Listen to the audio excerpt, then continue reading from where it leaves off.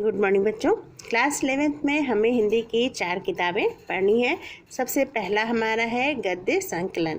तो गद्य संकलन में 10 अलग अलग लेखकों की लिखी हुई कहानियाँ हैं जिन्हें हमें ध्यान से पढ़ना है और इसके मूल भाव को समझना है। दूसरी बुक है हमारी काव्य मंजरी। काव्य मंजरी में 10 कविताएँ हैं अलग अलग कवियों की। और तीसरा मोहन राकेश जी का लिखा हुआ नाटक है आषाढ़ का एक दिन। ये एक लंबी एकांकी है जिसमें कालिदास के जीवन से जुड़ी घटनाओं का वर्णन है।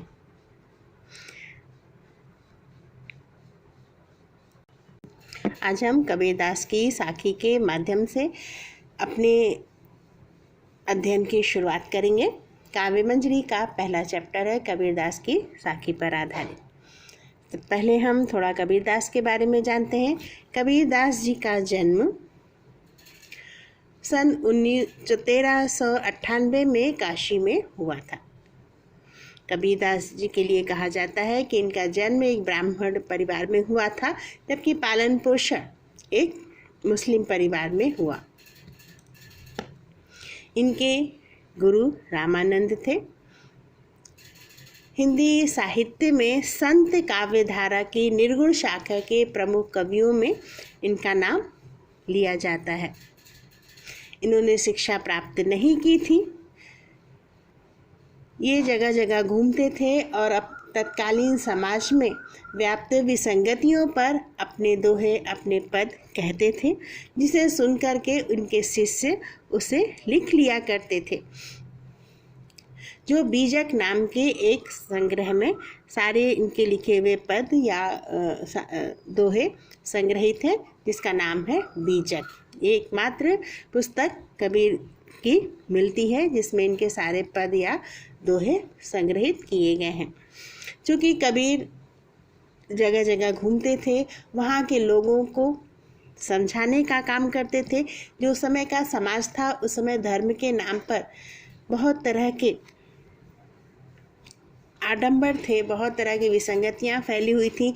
लोग अपने अपने धर्म, अपने अपने ईश्वर को श्रेष्ठ बताते थे और परस्पर इसके लिए लड़ा करते थे। बहुत अधिक जिम्मेदारियों से भागने की प्रवृत्ति हो गई थी और अक्सर लोग घर द्वार छोड़ करके योगी बन करके, साधु बन करके घर से अपनी जिम्मेदारियों से निकल जाते थे। इन सारी चीज़ों का कबीर ने विरोध किया है। उस समय के लोगों को अपने दोहों के माध्यम से समझाने का प्रयास किया है। तो जहाँ वो जाते थे, वहाँ के लोगों को उन्हीं की भाषा में उन्हें समझाना रहता था, इसलिए वहाँ के शब्दों को वो अपनी भाषा में जोड़ लेते थे। और इसीलिए कबीर की भाषा में विभिन्न भाषाओं के शब्द मिलते हैं और इसीलिए कबीर की भाषा को खिचड़ी भाषा या पंचमेल भाषा भी कही जाती है। इन्होंने कर्मकांड, धर्म पूजा पाठ के नाम पर होने वाले कर्मकांडों, आडंबरों, मूर्ति पूजा, जाति प्रथा, सांप्रदायिकता और धार्मिक कुरीतियों की आलोचना की है। इनकी मृत्यु सन 1495 में मगहर में हुआ। इनके लिए कहा जाता है कि लोग कहते थे कि काशी में मरने पर स्वर्ग की प्राप्ति होती है। इस बात का खंडन करने के लिए अपनी मृत्यु के समय में ये मगहर चले आए। कहते हैं कि जब इनकी मृत्यु हुई तो हिंदू और मुस्लिम इनके अंतिम संस्कार के लिए परस्पर लड़ने लगे। इस दौरान उनका शरीर जो है वो वहाँ से गायब हो गया और उसकी जगह कुछ पुष्प ही मिले और उन फूलों को दोनों धर्मों के लोगों ने आपस में बांट लिया और अपने अपने हिसाब से उसका दाह संस्कार किया। यानी कबीर ये कहते थे कि ईश्वर एक है, उस एक रूप में ही हमें उसकी पूजा करनी चाहिए। उसके लिए हमें उसमें अपना मन लगाने की ज़रूरत है। किसी तरह से की मूर्ति पूजा करके, किसी तरह से उसको तमाम तरह के कर्म कांड करके हम उसे नहीं रिझा सकते, बल्कि मन से अगर हम उसे याद करें तो वो हमारे भीतर ही मौजूद है। अब हम कबीर की साखी को पढ़ते हैं। पहली साखी है, पीछे लागा जाई था लोक वेद के साथ ही, आ गए थे सतगुरु मिलिया दीपक दिया हाथ। यहाँ पर कबीर कहते हैं कि मैं लोक वेद के साथ पीछे पीछे चलता चला जा रहा है। जैसा लोग कहते थे, जैसा लोग ज्ञान देते थे, उस ज्ञान को अपनाते हुए मैं संसार की सांसारिकता में व्यस्त हो गया था। जो संसार की रीतियाँ थी, संसार की सारी चीज़ें थी, उसको मैंने अपना लिया था और उसी ज्ञान को, वेद अर्थात ज्ञान, लोक वेद यानी जो लोक ज्ञान था, सामान्य रूप से जो लोग ज्ञान की बातें करते थे, ईश्वर को पाने के लिए हमें ये करना चाहिए, ईश्वर को पाने के लिए हमें वो करना चाहिए, ये सारी चीज़ों को मैं मानता चला जा रहा था। इन सारी मान्यताओं के पीछे पीछे चलता चला जा रहा था। लेकिन चलते चलते फिर मुझे आगे तय सतगुरु मिला। फिर इस रास्ते में मुझे सच्चा गुरु मिला, सतगुरु यानी एक सच्चा गुरु मिला। दीपक दिया हाथी, जिसने मेरे हाथ में ज्ञान का दीपक दिया। दीपक यानी प्रकाश, दिया यानी देना, हाथ यानी हाथ, ने उसने मेरे हाथ में ज्ञान का दीपक दिया, यानी उसने मुझे ज्ञान का रास्ता बताया। उसने बताया ईश्वर को कैसे हम प्राप्त कर सकते हैं। जो लोक मान्यताएं हैं उस तरह से ईश्वर को नहीं प्राप्त कर सकते, बल्कि ईश्वर को कैसे प्राप्त कर सकते हैं, इस बात का ज्ञान सतगुरु ने हमें दिया। दूसरा है, कबीर बादल प्रेम का हम पर बरसा आई, अंतर भीगी आत्मा हरी भई बनराई। यहाँ पर कबीर कहते हैं कि ईश्वर के प्रेम का बादल हम पर आकर बरसा, गुरु के प्रेम का बादल, कबीर बादल प्रेम का हम पर बरसा आए, यानी हमारे ऊपर आकर के बरसा गुरु के प्रेम का, ईश्वर के प्रेम का बादल।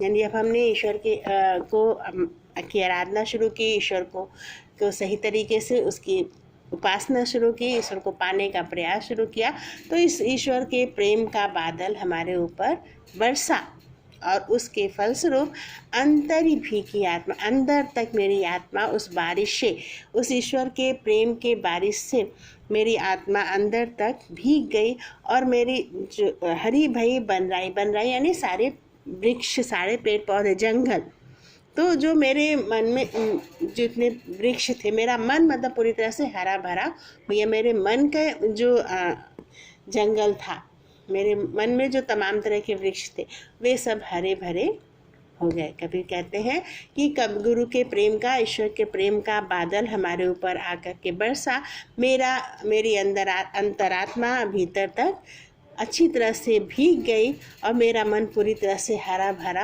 हो गया, यानी हमें सत्य की, ज्ञान की परख हो गई।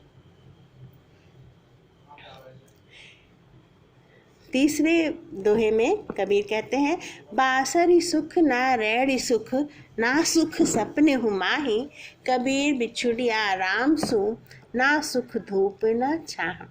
बांसुरी यानी दिन में, रैड़ी यानी रात में।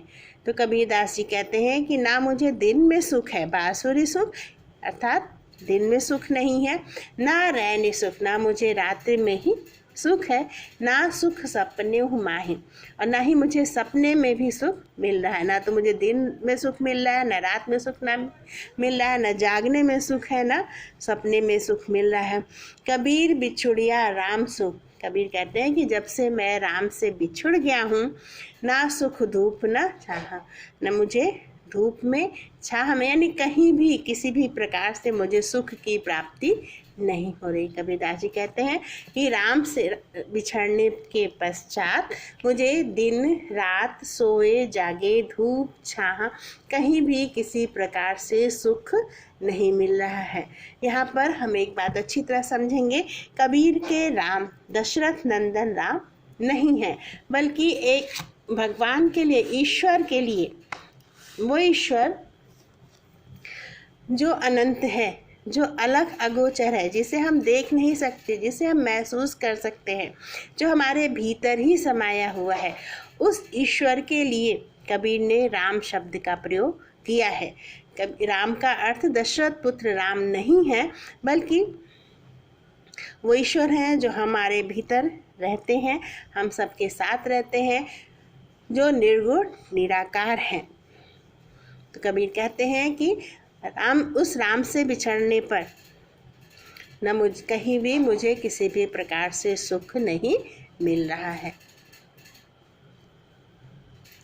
चौथा दोहा हम पढ़ते हैं। चौथी साखी में कबीर कहते हैं, मुआ पीछे जिन मिले कहे कबीरा राम, पाथर घाटा लौह सब तब पारस कौने काम।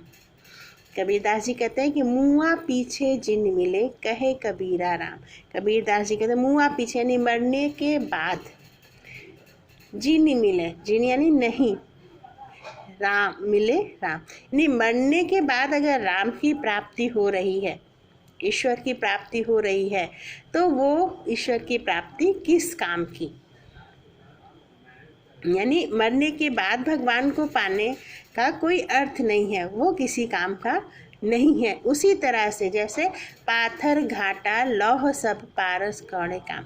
पारस वो पत्थर होता है जिसको कहते हैं जिसके स्पर्श से लोहा भी सोना बन जाता है।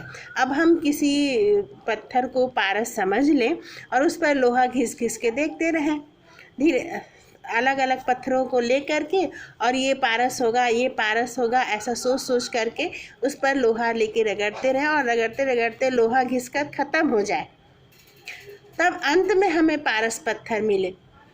तो ऐसा पारस पत्थर किस काम का, कौड़े काम यानी किस काम का, यानी कि जब घिसते घिसते पत्थर पर लोहा सारा ख़त्म हो जाए, तब अगर पारस की प्राप्ति हो तो वो पारस किस काम का।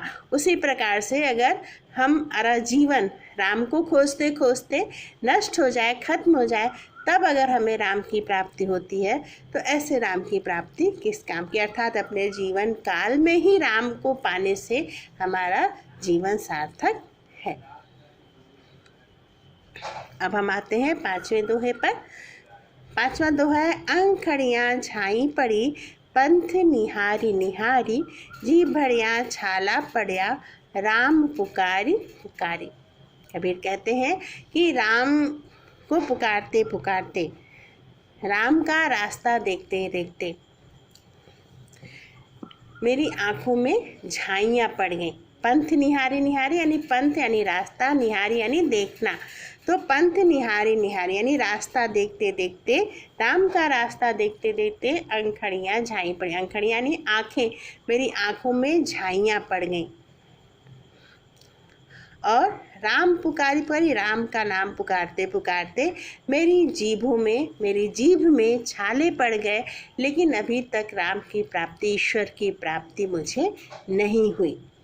ईश्वर को पाने का प्रयास करते करते, ईश्वर का रास्ता देखते देखते हमारी आँखों में झाइयाँ पड़ गईं, जीभों में छाले पड़ गए राम का नाम पुकारते पुकारते, लेकिन किसी भी तरह से अभी तक मुझे ईश्वर की प्राप्ति नहीं हुई।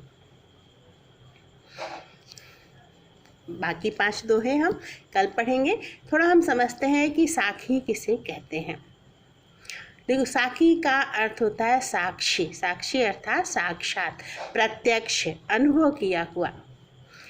तो कबीर लोकनायक थे, समाज में जो भी कुरीतियाँ थीं उसके विरुद्ध वो बोलते थे। वो जहाँ जाते थे वहाँ पर जिस चीज़ को वो अनुभव करते थे, प्रत्यक्ष रूप से देखते थे, महसूस करते थे, उसी को वो अपने शब्दों में बोलते थे, दोहे के रूप में, लोगों को समझाने के लिए। तो प्रत्यक्ष ज्ञान उनका दोहे के रूप में व्यक्त होता था। इसीलिए उस प्रत्यक्ष ज्ञान को जो उन्होंने व्यक्त किया वो साखी के अंतर्गत आता है। यानी साखी में ऐसे दोहे हैं जिसमें उन्होंने जो अपने अनुभवों को और अपनी बात को व्यक्त किया है जन कल्याण के लिए।